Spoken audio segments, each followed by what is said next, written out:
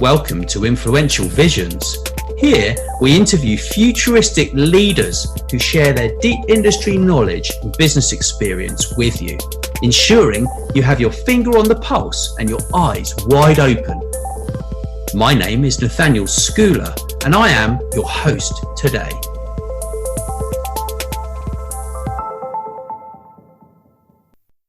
Well, today I am joined by Tim Chase, and he's the founder of TruChallenge. And you're a recovered headhunter, aren't you, Tim? Recovering headhunter, yeah. I'm not sure. Are you still recovering? Yeah, exactly. So today we're gonna talk about some tips for job hunters, because I know it's a difficult time for a lot of people right now. You and I, we both work for ourselves, so we're very, very lucky to have found our purpose, right? Or kind of more meaning in life. But how did you kind of end up where you are? What, geographically or no mentally? Not mentally, no. So, No, yeah. I'm thinking with your current the business that you actually started, like, because it's actually a very exciting business, and I know you gave me a brief kind of intro into that the other day, so please can you tell me more about it? Yeah, so for my first start as a headhunter, or about the business itself? No, about your current business and how you ended up there.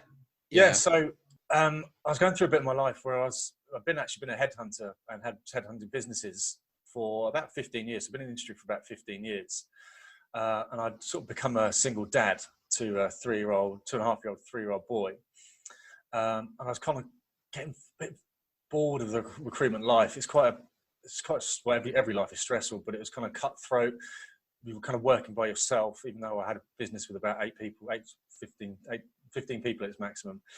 And I was just kind of going, well, actually, when my son's at the age where he's interested in what I do, what do I tell him? You know, he hears me on the phone, but it doesn't make any sense. And kind of, I'm always conscious that he observes me, or was observing me all the time, was taking a lot of example from watching me. I was like, well, I need to do something a bit more substance to it. You know, it's great. The recruitment industry is massive. But I was kind of done with it, really. So I was looking for what I could be doing next. And I love my sport, and I've loved football. And I was like, well, I'd love to get involved in something like that. But really, it was like, I'm not an professional. I'm not an ex-athlete in any way, shape, or form, in any way, in any sport. But I kind of started understanding a bit more about socials and media and things like this. And actually, kind of YouTubers aren't necessarily great athletes, but they still kind of have a successful career. So I was then watching him. He would spend, if I let him, spend hours on YouTube watching, I won't use a rude word, but a little kid called Ryan's Toy Review unwrapping presents. And this kid was, I think, 8 years old at the time. Literally would send him toys. He would unwrap them, play with them for 5 minutes, and that was his video. And he used to there's one video I saw of him got over 1 billion views. Wow. And I was like, well, there must be something out there that he can watch those influencers, in quotes. But instead of them just going, here, watch my stuff, actually kind of empower them and encourage them to actually do something. So the kind of idea started with him would be like, here's how you build the best fort in the world. Go and grab your mum and dad's duvet, 10 pillows, do this, and then upload a video of you showing me what you've done. And then he can comment on it, and you feel like it's bridging the gap of that engagement rather than just watching or actually taking part. Mm-hmm. Unfortunately, I used to be a tech headhunter, and one of my clients was actually a really good friend, Darren Goldsby, who was at Hearst magazine at the time, and I really trusted him, and he was in that world. So I went to him, we had a meeting, I went to him with the idea, and he went, this is effing brilliant, and kind of said loads of stuff that I didn't know anything about, but then I researched it, and kind of, we sort of sat down in the meeting and said, look, this is a really good idea, but actually getting kids to do stuff is probably not appropriate, plus how much, it's going to be quite a hard slog. But sports was the area we decided to concentrate on, because people are generally more active and more happy about posting pictures or videos of themselves, at least on their social media. Here's me doing my 100 press-ups a day, or doing CrossFit or yoga or anything like this. And obviously most of the YouTubers are kind of football related as well, what they post. So yeah, we decided to launch TruChallenge, I think it was November 2017, with a young YouTuber called Keel Skills, And our first video got 1 million views around the world. So we went, oh, might have stumbled on something here. Then kind of took the app down, took the website down because it was just the bare minimum. Raised some funds to do it properly. And then in November 2018, we launched with a professional football club called Roma, AS Roma, the Italian Giants. And I think in 2 weeks, we got 1.7 million views around the world. Their Instagram post launching the challenge was the most engaged post they've ever had on Instagram. Super.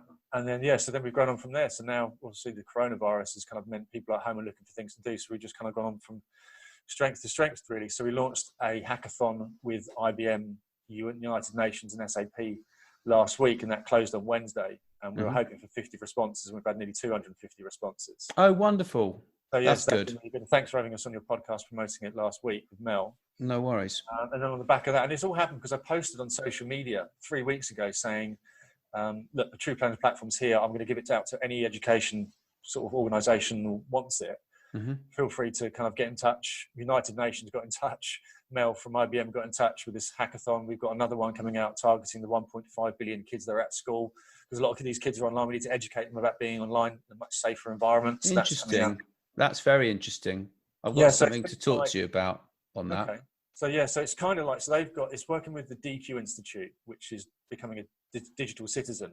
So everyone's online, but no one really knows what it means. So it's things like teaching kids that you need to be careful about what you like and what you post because it can affect your future career. Also, they're never really lost. They're always going to be there. So you need to be careful of that. Having safe passwords, not giving your information away. So that we've got a series of 8 challenges that kind of summarize a little bit of a lesson like that, but actually the action and the challenge behind it is much more powerful than it actually is. So the 2 challenges, for example, are one's how important it is to have a safe password. So it's a challenge that you do with your parents. So it's for kids between 6 and 13, I think. So the first challenge is write down a password, and it's got to be a word and a number. And then you and your parent they write down one each, and then you have to guess what the password is. So you have to go, right, is the password you're related to a pet? Yes. Oh shit. Is it your date of birth? Yes. Oh shit. So it's a pretty good example that you actually need a much better password. And then the other one is being careful what information you share online and why is that important. So the first thing we do is that, and it's actually coming up with a secret handshake, that you do, that you see all these footballers do after they score a goal, coming up with a cool handshake with you and your parent that you then try and do. It's got to have at least 6 different sort of phases to it. So fist bump, a high five, and all that type of stuff. Then that's super interesting. Right. So it's really interesting kind of dynamic about quite a dull subject, an uninteresting subject for kids being safe online. You're not going to engage with anyone that way. But actually with a slight sort of twist on it, you can actually make it much more engaging and kids will pick up on it. So actually me and my son are going to be the face of that. And we've got a load of WWE stars that are going to be taking part in it as well, which could be a little bit random. Oh, that's wonderful. That's wonderful. Hopefully my son won't suplex me or attempt to suplex me. Dunk.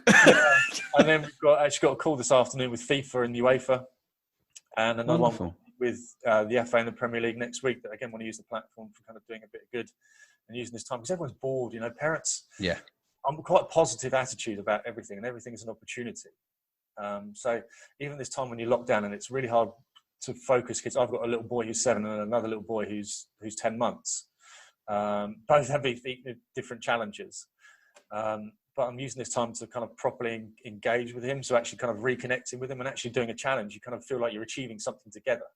So in the morning we do the Joe Wicks workout, and then we go in the garden and do our own workout. And one morning he puts up a drill together with cones and goals and footballs and stuff. And then the next morning I do it. And he's now really understanding the value of achieving something. And it's quite important life lesson, I think.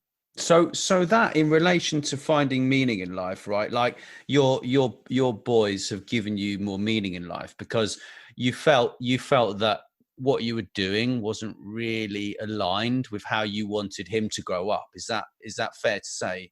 Yeah, exactly. Well, one thing I didn't want to be an uncle dad. I think that's probably part of it. And now he's on my phone and we get a call. So Gilberto Silva is a footballing legend and he's now pretty much one of my best mates. He's come to my son's school with me to pick him up from school. And Ben, my son, just thinks of him as one of daddy's mates and then sees a clip of him on YouTube and goes, "Did Gilberto win the World Cup?" I'm like, yeah. Yeah, he's mega famous. Yeah, I mentioned him. Yeah. I mentioned him to Mike Tobin earlier. We're having a chat about future guests for this new show I'm doing soon. But so I know a lot of people are really struggling, right? So have you got any sort of really good tips for how people can work with recruiters right now? Yeah, so it's quite different because obviously I've been a recruiter. I was a recruiter for 15 years, or headhunter recruiter, but I've also recruited staff. And when you're recruiting for staff, you see them as a necessary evil. They're expensive. Some of them are really poor and don't send you anything that's quite right. And you kind of end up spending going, why am I wasting my time sending you this, talking to you, and you sending me irrelevant CVs? You clearly haven't listened to the brief or our conversation. So the first thing is to do is, I would say, find at least 3 recruiters that you either worked with in the past, or you've been recommended, or that you trust, and really build a relationship with them. And it's the same as if you were the recruiter or you were working for someone. You need to build a relationship with someone. You know, you can't just pick up the phone and go, "Can you get me a job?" That's it, because you'll be put. It is a bit like estate agents, where you get a list. You're trying to sell a house. You've got a list of the people that you know are looking. It's kind of something like that. So build a relation. The first thing I'll do is find 3 is a good number, recruiters that you build a relationship with them, and kind of don't immediately go find me a job. Go, look, just wanted to make you aware that this is my skill set. This is what I'm looking for. This is my area. This is what I'm finding. If you let me find anything, please let me know. And I'll do it personally on the phone rather than just a LinkedIn message or an email. Build a personal relationship from them. It'd be no different if you were in any other industry. Build a relationship with them. Call them kind of once a week, but I always say have a purpose to any call, even if it's a sales call. Don't just call up with nothing to talk about. It could be sort of saying, finding out that they're, I was going to say a football fan, but there's no football going on. But if they're an Arsenal fan, saying, "Oh, I saw Gilberto Silva tweeted last night about such and such. Do you remember that game?" Find a bit of common ground and build a rapport and relationship with them. Mm-hmm. Then you're going to start getting through into much better conversations with them. By always still having the adverts going through and responding to adverts and the automation stuff through, but you need to build up a recruiter who's an expert in your area and someone that you actually trust, because it's the same as any industry. There's some really good recruiters out there, and there really are, but there are also some bastard recruiters out there as well. And you don't want to be really associated with them, because they might get the job done, but it just won't be a great experience. So build a rapport with them. And then if you see an advert, keep an eye on there, because these recruiters will post on LinkedIn when they want to recruit someone. So when you see them post, go give them a call and say, "Look, I've seen you just posted this advert. I think I could do a job. What do you think?" And keep on their back, because they may have, when I was not doing headhunting, it was more of a recruiter. If we posted a certain advert, to say it was an IT project manager or a developer, we'd maybe have 1,000 responses in a day. And it's just impossible to go through. So you kind of have to go like a scan through. No, all this software now that you do it, amount of keywords in it. And if your CV isn't completely right to that, then you just won't get the call. I'd also recommend having a standard CV that you send out for the first point of call, but then don't feel too proud to kind of change your CV accordingly. So there might be that there's a role with the Premier League, project manager for the Premier League, and you're a good project manager, but you haven't put down that you're a coach and you used to play football and that you've got your qualification badges. So from your hobby side of things, in your personal life, you're actually very qualified in football, but you've never worked for a football company. That might just be enough to excite people to go, actually, he's worth giving him a call, because then you're giving an angle to the recruiter. You say, look, he's not worked for any other football club. He's not worked for any sporting organisation. However, he's been a football coach for 10 years. He's qualified to UEFA badge 1 or whatever. I'm giving a random example here. Yeah. But it's important to kind of be able to sort of move the importance around of the CV, or the focus of the CV around, depending on the job title, depending on the job specification. Yeah, I've got you. I wrote this book, right? Cheers to you. And it's not on Amazon or anything. I'm literally giving it away right now because people need it. And it actually has a brand blueprint in there. So you can go and you can create your perfect wording, which you can then take and use for each one of these things. So you could take it and use it for your LinkedIn. You can take it and you can adapt it for your CV. And so it basically starts as a very, very simple one-page document. So it gives you the words that you need. But if you're not very good with words, then I recommend that you basically go and find someone who is, and maybe find someone who's really good within your niche, right? Who understands the software, perhaps if you're in the technology industry. And then you can talk to them, right? And they'll help you to actually get the right words and sort those out, because you can also use a thesaurus, but it's good to have someone to check your work, really. I think Dinosaur. what's that? The Theosaurus a dinosaur? A thesaurus on Google, right? Nice. But that's really good advice. That's really good advice. So basically, I mean, when I was out of work about 10 years ago, before I became self-employed, I kind of found it very hard to contact recruiters, and I never forget going to this interview once, and it was horrific. I went to this interview, and it was for this. I'm not going to admit. I'm not. So it was basically, it was this. This farm, yeah. The owner of the farm was an ex-racing driver, yeah. You probably know who I'm talking about, right? Yep. Mega wealthy, yeah. But the thing is, he'd launched this beer that was basically, it had a picture of a child on, yeah, and a child had actually drawn this label, okay. And I never forget the fact that I just sat there and I said, well, you know, I'm not being funny, but you really need to change that. That's probably actually against regulations. Yeah. You know, because actually it appeals to a child. Yeah. And he really didn't like that at all. And I never forget the fact that the woman never got back to me. She never actually said, oh, well, he didn't think you were right, and we didn't think you were right because of this. Yeah. And it's just like, she phoned me, harassed me, right, and said, oh, well, you could get a brand new Mercedes here, and you can get this and that and everything else, yeah. And then I actually was unemployed at the time, so I had to pay for petrol to get there, yeah. Took half a day out of my time. I had to get my suit dry cleaned, yeah, right. So it cost me like 60 quid or whatever, right, to get there, plus half a day, yeah. And they didn't even have the respect, yeah, to get back to me. And I was like livid about this. Yeah. It's one of the things I used to say when I was training the new starters for my company. I was saying, look, you've got to promise to call back. And it's really easy to build a good reputation by doing what you say and just being a decent human being. You know, it's never nice calling somebody up and saying, look, unfortunately, you weren't good enough because of X, Y, Z. But it's got to be done, you know. You wouldn't expect not to, you know, if you put the shoe on the other foot, and if you'd, like I said, spent 60 quid travel for half an hour or whatever, it's a decent thing to do to call them back. So I always made sure that that was kind of one of the personal core values that I had to put in place. Look, it's really easy. It's really easy to build a good reputation. Say you're going to call them back and call them at that time. That's it. That's exactly. The surefire way of building a really bad reputation is saying you're going to do something and not doing it. Well, do you know what I actually wrote? I actually responded to a comment in Off License News. I actually wrote to Off License News. It's a shame I've lost it, because I wrote this comment basically just saying that I thought it was absolutely ridiculous. I went for an interview with them, and because I replied to this comment about their actual packaging for this product, and I never got a response, from them. But I actually got my own back, and it made me feel much better, and it just made me laugh. It was just hilarious, like getting this whole thing in Off License News, basically saying. For people that are listening to the podcast, he's just stuck a specific finger up at the screen. Yeah, I did. But the thing is, it's manners, right? Like, and I don't care how much money you've got. They have this old saying, don't they? I think it's from Winchester College or Eton, one or the other, and they say manners maketh the man. And that is so important. Like, it doesn't matter who they are. You need to just be polite, really, and put yourself in someone else's shoes. As far as that's how I'm looking at it. Yeah, really. And it's a surefire way to upset people, because you don't know that person could be perfect for the job you have the next day. You know, I mean, if you have to put a business reason behind it, you know, that's it. But as you say, common decency.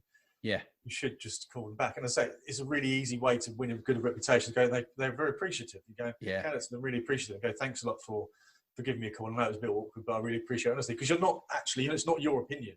No. You're not saying that, unfortunately, the client has said that X, Y, Z, but it's when the client come back, it does happen. The client comes back to you and says, we just didn't like him. There's a bit of an arsehole. You're like, yeah. How do I go back to that? Well, you just have to say there's a bit of clash of I think you fit in. Yeah, I mean, I think though. I mean, I haven't been to that many interviews, to be fair. I can't stand interviews; they drive me freaking crazy. But like, there's so much more information now online about things that it's a lot easier, really, to do your research on the people. you know, I've been studying and talking to loads of people about recruitment, recently in the past couple of years, you know, and it's like, I just think it's actually just like selling a product. Yeah. I've got a funny story about that sort of thing. You find out stuff online. So one of the other companies I had, someone came in for an interview, and one of the guys went, "What was his name?" As I sort of went off to interview him, and I was like, "It's such and such." I won't say his name because it'd be unfair. And I really recognise that name. And this is a guy who was guy who worked with was very bright and didn't forget a thing. There was no way you could get away with anything. Like you could retweet something 10 years ago and he'll remember it and bring it up. Anyway, so I came out of the interview, goes, I found out who it was. You know, what's that? What is he? And he goes, he was the guy who had sex on the grounds of Windsor Castle during Ascot Week. I was like, what? He goes, yeah, here's the Sun article about it. And it's front page news. So he was found having sex with his, I suppose, girlfriend on the lawns of Winchester Castle during Ascot Week. So the Queen was in residence. So he was found out with that. And I'm like, how did you remember that? He goes, I don't know. I was like, well, I can't, because that's, you know, we brought him in for a second interview and spoke about it. He goes, yeah, that's been the main boundary for me going out, not getting another job. Like, it could be a bad thing for us, mate. You know, we were specialising in banking at the time. If they find out that we recruited you, how's that going to represent the company? Yeah. So yeah, yeah. So a quick struggle cuddle on Windsor Castle lawns has directly impacted him. I won't use it on that course that I'm doing with the DQ Institute to educate kids about being online. It might be a little bit inappropriate story to tell a 12-year-old kid don't have sex in front of the Queen. Yeah, that's that's probably before social media. It's probably not good. Yeah, but the thing is that, I mean, all of this comes to my next question, really. You know, and we've got a little bit of time to talk about this, right? You know, and it's basically how to land that next interview. Yeah. So, as I kind of sort of said before, it's about building a rapport with the recruiter. And if you're a specialist in a certain type of development or project management or something like that, you've got a specific niche that you work in. Whether you're a project manager, you're going to be you don't really get project managers who just manage any type of project. You normally have sort of digital project managers or some sort of technology, and you specialize in that. So find a recruiter, because quite often now you get recruiters that specialize in that as well. So, for example, commodities or something like that. So if you're a commodities project manager, find a recruitment agent it could be a small one-man band, or it could be within a larger organization who specializes in your industry. So I think that is the kind of the first and foremost thing to do. But then not hound them, because you don't want to be a pain in the arse. But you just want to keep them aware that actually he's a decent guy. Then they'll go and sort of sell you onto their clients before and say, look, this guy's Tim. I've spoken with him for like the last 6 months. I've got a real good rapport with him now. He comes across really well. I know he's not perfect, but I really think you should see him. Because whether you like recruitment agents or not, they are going to be the gatekeepers for a large portion of getting through the process. They're almost like a filter. Yeah. So rather than kind of working against them, join the gang kind of thing and embrace what they've got to do.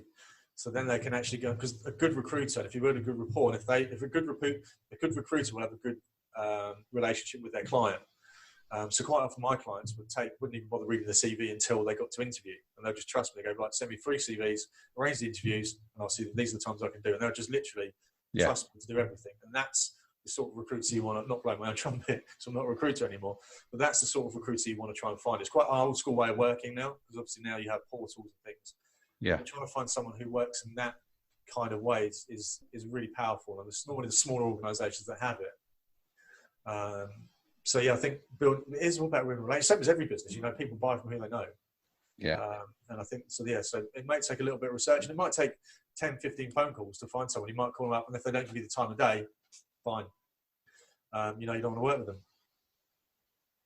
So, that sounds very interesting. But I mean, like, would you also recommend people actually have a look and Google themselves and check out what they look like online first? Because I mean, I know a lot of people, right? And you know, certainly for the younger audience who may be listening to this, I think if you've got very bad impression that you've landed upon a recruiter or a recruitment agent or a hiring manager, right? Like they're not even going to look at you because they're going to Google you, like, or they're going to look on LinkedIn and they're going to look at you there, and then if perhaps that your name is not very recognizable, is very unique, then potentially they're going to find you on Facebook and Twitter, and then they're going to go and look there, and then you're not even going to get a look in if you don't mop this up, right? Absolutely. More and more people are having part of their processes. Once they find a candidate, they'll then go and search them and see how they are, what their online profile is like.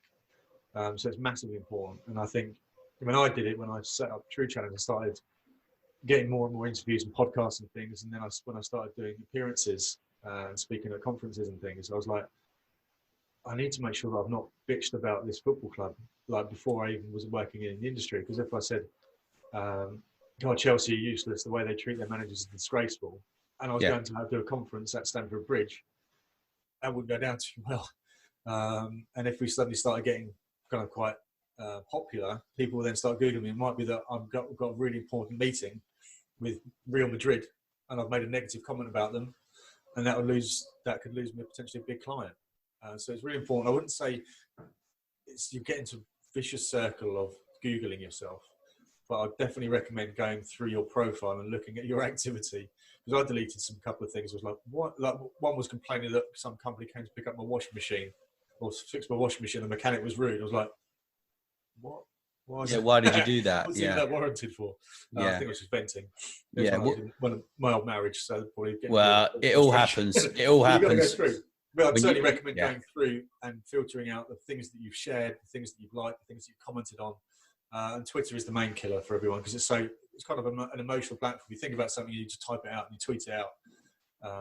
I did that this morning, actually. I blocked the guy in the end. He just got really abusive. I was just like, because it was just like this conversation about data and COVID-19 and it's like, look, we all know it's all about data. We all know it's all about collection of data. And it's like you're carrying on a conversation which I had 2 weeks ago. Yeah. Like it's just ridiculous waste of time. But the thing is that if you want, you can download an app. There's an app called Jumbo, which is a privacy app, and you can plug in your emails into that to see if you've had a data breach, and your details are found on the dark web. Okay. You can plug in Facebook, Twitter, and a few other platforms, and then basically it will go out and actually remove tracking stuff, and it will also delete old comments and make them private as well on Facebook. So that's super useful. I'm interviewing the CEO, I think, on Tuesday. That'd be interesting. Which it should be interesting because he come up with that idea. He must have a really dark past to come up with that idea. Who, him? Well, he's I think he founded some kind of business and sold it before. I'm not quite sure. I forget what it was. I speak to so many people, right? But it's really about finding some common ground, right? And actually making sure that you're not overinflating yourself, because a lot of people they will say, oh, I do this, or I can do that, or I can, and it's like, well, actually, can you really do that, or are you adding buzzwords to your profile, right? Yeah, and I think as soon as if you're working with a recruiter that's an expert in that field, they will get personal recommendations on you. So they'll go, oh, I know someone, let's say you worked at BP in 2004, and they knew someone who worked with you. They'll call them and go, what did you think of Tim? And they go, do you know what? He was a sack of shit, but that was 15 years ago. He might be better now. He was a nice guy, but technically he wasn't very strong. Then you find, so they will do those sort of checks unofficially. They will do. They could do them, sorry. And if you're working in that sort of niche, your name will go around really quickly. Right. Yeah, so I think, and that's all part of your reputation. I think there's an old wives' tale, I'm not sure if it's true, that I used to use. And it was this guy was going for an interview, and he snuck into someone's parking space at the company car park around the corner. It's like Tesco's car park. And the woman got out of the car and said, look, you just nicked my parking space. He goes, I don't effing care. Do what you want. I'm taking the parking spot. And he went off and got his lunch. Went for the interview and came up, and the woman whose parking space was nicked was the interviewer. Oh. So I'm not sure if that's true. Part of me would like to think that it was. But yeah, so and that's kind of a good representation of how you should behave online. You know, you never know. You could have an argument with someone. But yeah, arguing online, I just don't have enough time in my day. And I'm like, I kind of sometimes look at it and go, well, in fact, so when I do a podcast with the football legend Gilberto Silva, and we posted out a clip from the first show, and he shared it, and then because obviously here he is, it was shared loads of times, and I was having a look through, and a woman had shared the clip, and someone had commented on her video, I think it was her husband, who's the dickhead with Gilberto Silva? He looks bored shitless. So we've actually been releasing some t-shirts now saying I'm the dickhead with Gilberto Silva, and I've done my first blog post was I'm the dickhead with who's the dickhead with Gilberto Silva? Well, that's me. And it kind of didn't go viral, but it did perform really well. And I responded to that saying that was brutal, mate, or brutal, with a big happy smiley face. It doesn't upset me, but I was like, well, actually, and he since deleted the comment. I was like, mate, leave it on there. You know, it doesn't upset me. But I kind of comments online are normally quite vicious, and the only way, and the platforms love it, because if you put up negative posts and those people comment on it, that's what platforms thrive on. And I just don't have enough. I'm not that bothered enough to kind of get in a row with it. So I'm like, if I put in my comment about this, I'll go, oh, do you know what? I'm just going to end up with 50 responses. I can't be bothered to deal with them. So it's just not. I just use the block. The block button is like my best friend, really. Like anyone that replies to me in the wrong way, I just block them now. I don't have time to mess about, really. Yeah. I don't want to engage in a negative conversation. And if you're going to say something stupid and include me in some massive like group of comments with other people, and you don't like what I've got to say, and you come back to me with the wrong comment, I'm going to block you. I'm not going to bother engaging and asking you and trying to prove how nice I am. Like, I know I'm a nice person. If you don't like me, then that's fine. Goodbye.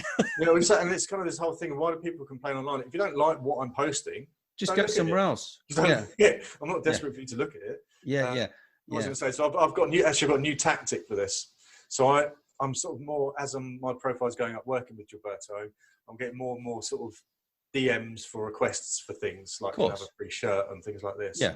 So I had one DM, which was an FX trader saying, have you thought about making money on the side from the FX trading? I was like, did you know? And I responded saying, not even a little bit, mate.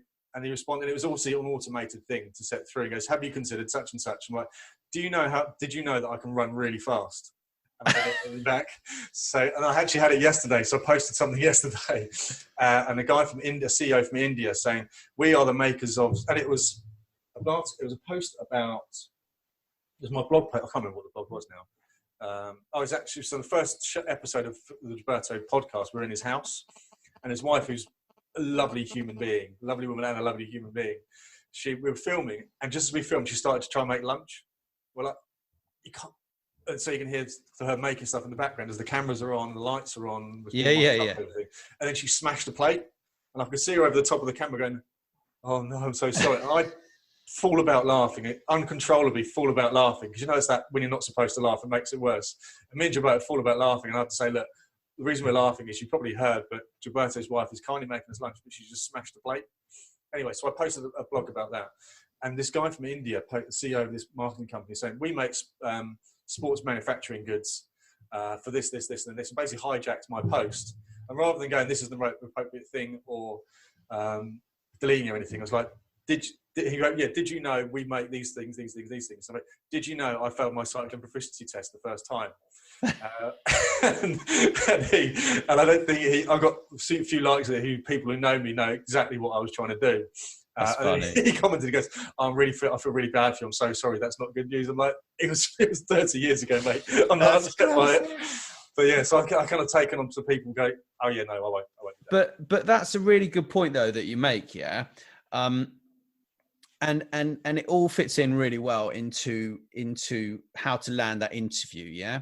And it's like if you find yourself out of work right now, and just write a blog about something that you've done in the past, and showcase it on your LinkedIn profile, and go to the people who give you references on LinkedIn and actually say to them, look, are you willing to speak to a recruiter? If they message you and ask you about me, what are you going to say?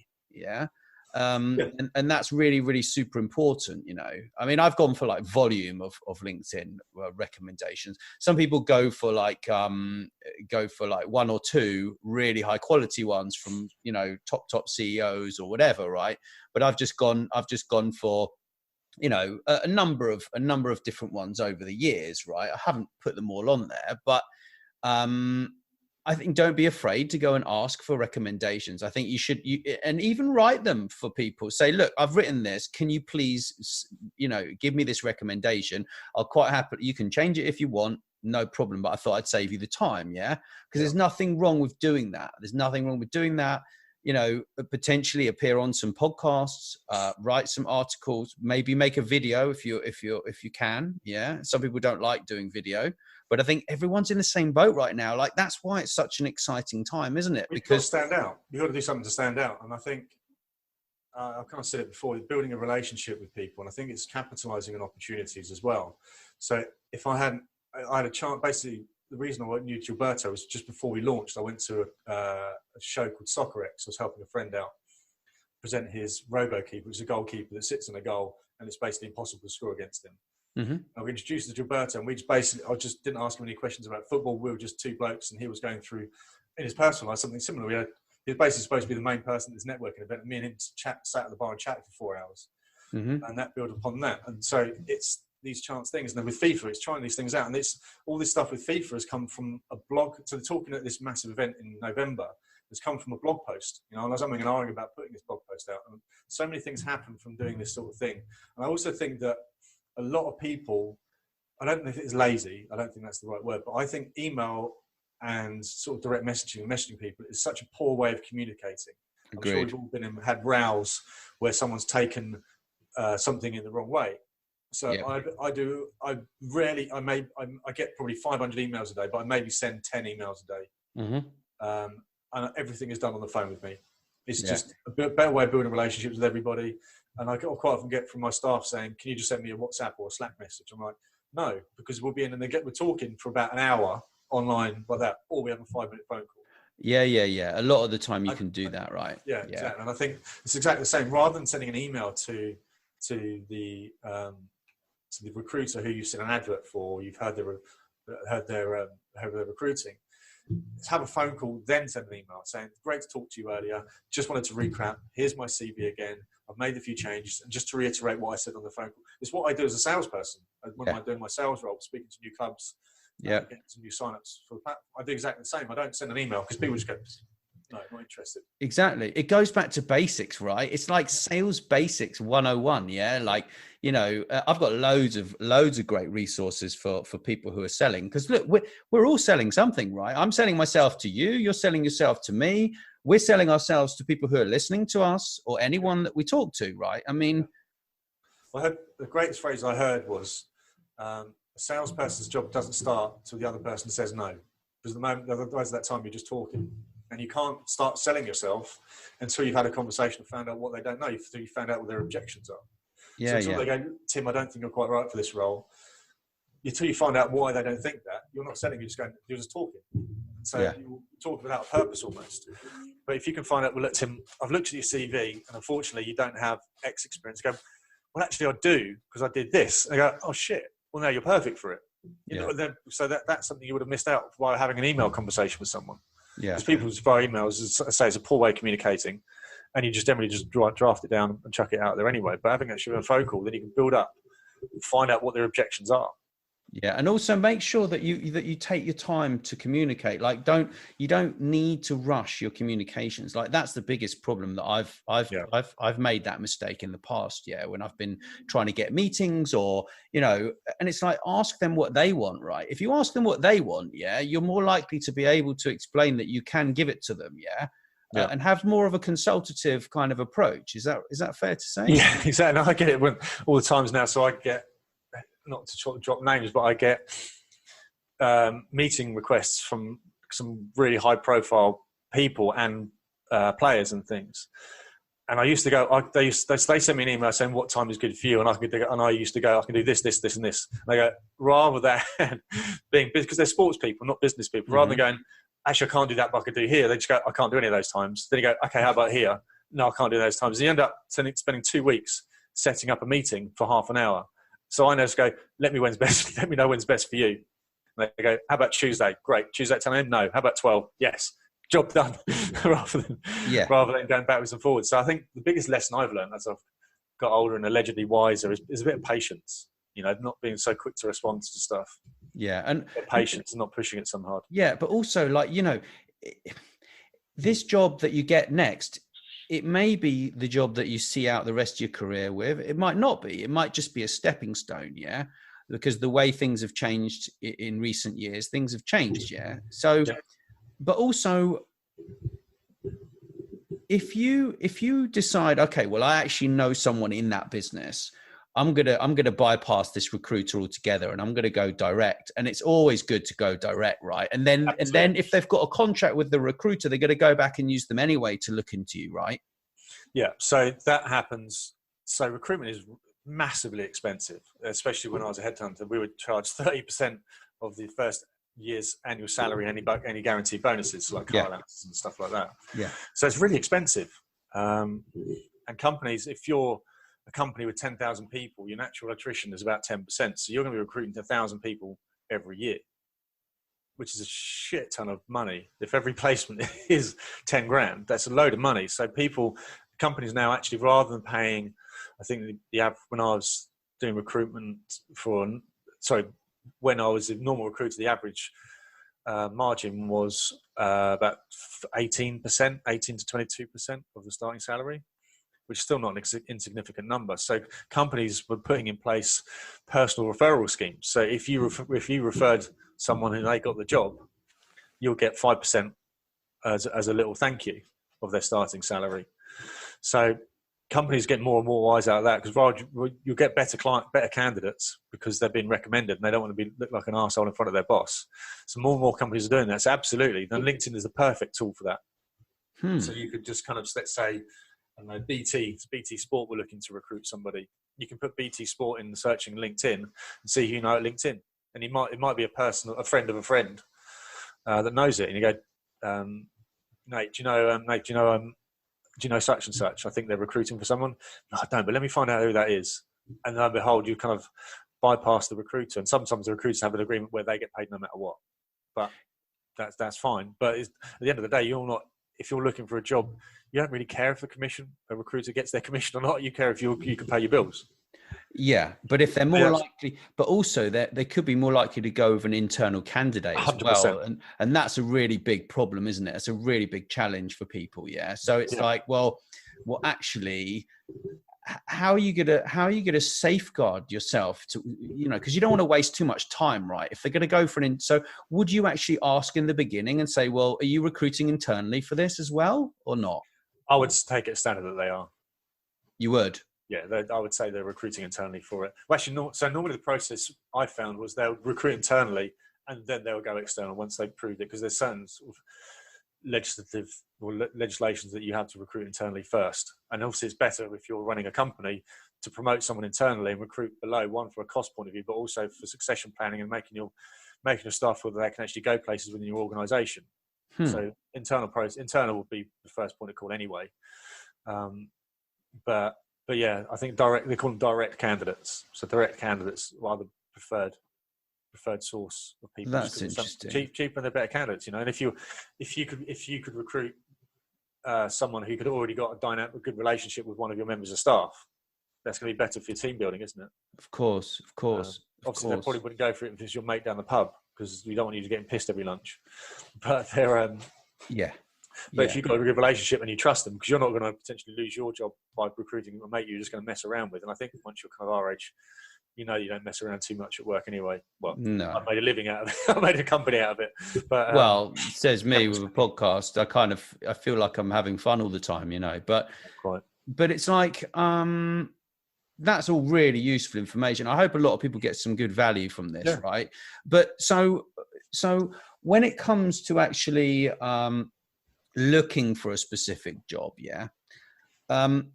would you try and target like 1,000 jobs and apply for 1,000 jobs, or would you just apply for like 100 and be more targeted, or 50 or 10 or something? It's tricky because obviously if you're in not the greatest financial situations and got mortgages and kids and a family to provide for, Yeah. you're going to be less determined to find the perfect job with the perfect location, the perfect salary, the perfect skills, and the perfect sort of organisation to work for. Mm-hmm. So you might just go, I don't care what I do, I just need to provide for my family. And then you might be someone who's got savings or financially a bit more secure, and you can hold out for that perfect role. So you need to understand people's circumstances first. But I think it's just too hard to manage that amount of people, and I really think that maybe how much time you can spend on this. So people in lockdown at the moment might be able to spend, if they don't have kids and aren't homeschooling, or the kids are of an age where they can kind of look after themselves, they can maybe look after 20 roles a week. But finding a job. It's been said before, and it's very true. Finding a job is a full-time role, and if you've got 1,000 roles, then you're just throwing enough S till some of it sticks. So you've got to be able to follow the whole process through. I mean, you've obviously got on these websites like Indeed, I think there's one there, Job Site, things like this. I think you've got auto apply. So you can just go, right, if there's a job which is like this, or you get an alert going through and you just go, yep, send my details. Mm-hmm. That's all well and good. But if you've got, that might be with the same company or with the same recruiter. So if the same recruiter sees that you apply for every single job at BT Sport, they're going to know, oh, where we go. When Tim's CV will be in a minute. Yeah, here we go. Tim's CV just applied for another one. So they go, right. So Tim Chase is now, and then on their CRM, they'll go, right, Tim Chase has applied for every single role that's ever been advertised for, whether he's right or not. Right. So you do need to be, I'd say, definitely go, after saying that, I'd say definitely not do too many and be quite selective. But I completely get that people's situations, we like, look, I'm a project manager now. However, I'll do a customer service role to be able to provide. Yeah. Well, whoever's listening to this, I wish you much luck with whatever jobs you're going for, and feel free to grab my ebook. There's a page. Just put your email in and grab that. That should help you. And we've all been there, right? Like I've really struggled about 10 years ago. I found it very hard, and a few times actually, and. I remember this. I told this story the other day, actually, before I scoot off, because I know we're past time, right? But I said we'd go over. I know we've gone over. You didn't believe me. I told you we would. I know. I did a 2.5 hour podcast with you about. Yeah, well, we're not doing 2.5 hours, but no, literally, I went to the job centre. Right, I'll never forget it. I had a Triumph motorcycle at the time. I had this red 950cc triple. Yeah, really nice it was. It was a beautiful red bike, and it had T595 in the number plate, nice. And it was a T595 Daytona, right? It was beautiful, red, really nice. And I rode from Hazelmere to Guildford, and I parked it outside the job centre, and I parked it. So the pavement was about 7 feet wide, I kid you not, and I parked it against the wall on the pavement, so it was totally out of the way. If there was a blind person or a person with a push chair, or 3 push chairs could have gone past. Went into the job centre, right, and there were all these people, drunkards and whatever, who were basically just trying to apply for benefits because they just couldn't be asked to work, which is quite sad to be in that position. And I kind of basically came out of there. And I had a parking ticket on my motorcycle, right? And at that time, I was getting, I think it was £35.64 a week, at that point in time, for income support or whatever you call it, job seekers allowance. That was it, right? And I never forget the fact that they had a parking ticket, and it cost me, I think it was 60 quid, this parking ticket, And I actually saw the parking attendant scoop off up the road, and I was just fuming, and I just never forget it. And now, like, that's just like an inspirational moment for me. Never of like a good pause, does it? Bit of rage. There's nothing wrong with a bit of rage, but you need to kind of get rid of it and move beyond it, right? And just take your time. Is things will change and they'll get better, right? Like that's my attitude, Absolutely. Use all those emotions for you. So I think so I used to play quite a lot of golf and in competitions and things, and there used to be sort of things saying you used to try and wind the other golfer up because you can't play golf if you're angry. But obviously the best player in the world kind of ever arguably is Tiger Woods. And he used to play better when he was angry. So if he got pissed off with something, he used to play so much better, almost like focus him. So he found a way of utilising that anger. Now, I'm not suggesting that everyone's going to have the ability to do that, or don't be angry all the time, but I think just stick with the process, find a process that works for you, and kind of stick with it, and trust that you are good enough, trust that things will change. We've all been out of work, we've all gone through tricky tough times. There's tough times going on at the moment, but it will come good. Yeah. Well, thanks, Tim. You've been most generous with your time and expertise. And if anyone's thinking of like putting on a challenge, they can find TruChallenge, right? And just TruChallenge.com or TruChallenge.co.uk, so TRUChallenge.co.uk. Or go and find some stuff for their kids or themselves to do. We've got various challenges from sports to golf. We've got sports to golf. Golf is a sport. From football to golf. We've also got a MasterChef person in there doing some recipes and things like this. So it's a good place to kind of engage with kids. So our kind of mindset is the moment that you can give your kids an iPad and they can watch YouTube for 2 hours and achieve nothing, or they can watch one challenge with us for 30 seconds and spend the whole day trying to perfect it. Super. You can get involved with it as well. I've got to do a makeup tutorial with my girlfriend later this afternoon. Right, when you stand behind someone, put your arms, pretending what their arms are. She's going to talk her way through doing a makeup tutorial, and I'm actually going to be behind her doing her makeup for us. So okay, well, that's going to be kind of interesting. And then I've got to shave my head as well, apparently. Classic. Yeah. Well, thanks, Tim. That's been brilliant. Thanks for listening. Please make sure you share this episode with your friends and business connections too. And don't forget to drop us a review wherever you listen. Thank you.